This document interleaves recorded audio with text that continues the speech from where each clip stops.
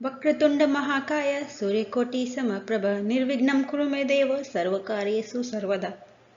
हम आज कार्तिक महात्म्य कथा 9 दिन 9 शुरू करते हैं। राजा पृथु ने कहा, हे मुनिश्रेष्ठ नारद जी, आपने कार्तिक माह के व्रत में जो तुलसी की जड़ में भगवान विष्णु का निवास बताकर उस स्थान की मिट्टी की पूजा करना बतलाया है, अतः मैं श्री तुलसी जी के महात्म्य को सुनना चाहता हूँ। तुलसी जी कहाँ और किस प्रकार उत्पन्न हुई, यह बताने की कृपा करें। नारद जी बोले, राजन, अब आप तुलसी जी की महत्ता तथा उनके जन्म का प्राचीन इतिहास ध्यानपूर्वक सुनिए। एक बार देवगुरु बृहस्पति और देवराज इंद्र भगवान शंकर का दर्शन करने कैलाश पर्वत की ओर चले। तब भगवान शंकर ने अपने भक्तों की परीक्षा लेने के लिए जटाधारी दिगंबर का रूप धारण कर उन दोनों के मार्ग में अवरोध उत्पन्न किया। यद्यपि वह तेजस्वी, शांत, लंबी भुजा और चौड़ी छाती वाले गौर वर्ण अपने विशाल नेत्रों से युक्त तथा सिर पर जटा धारण किए वैसे ही बैठे थे, तथापि उन भगवान शंकर को ना पहचानकर इंद्र ने उनसे उनका नाम व धाम आदि पूछते हुए कहा कि क्या भगवान शंकर अपने स्थान पर है या कहीं गए हुए हैं। इस पर तपस्वी रूप भगवान शिव कुछ नहीं बोले। इंद्र को अपने त्रिलोकीनाथ होने का गर्व था।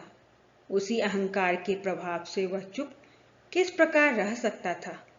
उसने क्रोधित होते हुए उस तपस्वी को धुड़कर कर कहा, अरे, मैंने तुझसे कुछ पूछा है और तू उसका उत्तर भी नहीं देता है। मैं अभी तुझ पर वज्र का प्रहार करता हूँ, फिर देखता हूँ कौन तुझ दुर्मति की रक्षा करता है।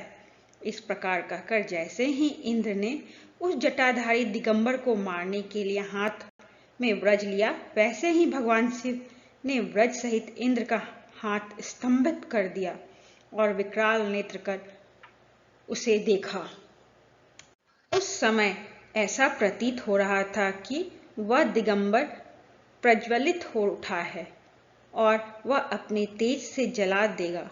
भुजाएं स्तंभित होने के कारण इंद्र दुखित होने के साथ साथ अत्यंत कुपित भी हो गया, परंतु उस जटाधारी दिगंबर को प्रज्वलित देखकर बृहस्पति जी ने उन्हें भगवान शंकर जानकर प्रणाम किया और दंडवत होकर उनकी स्तुति करने लगे।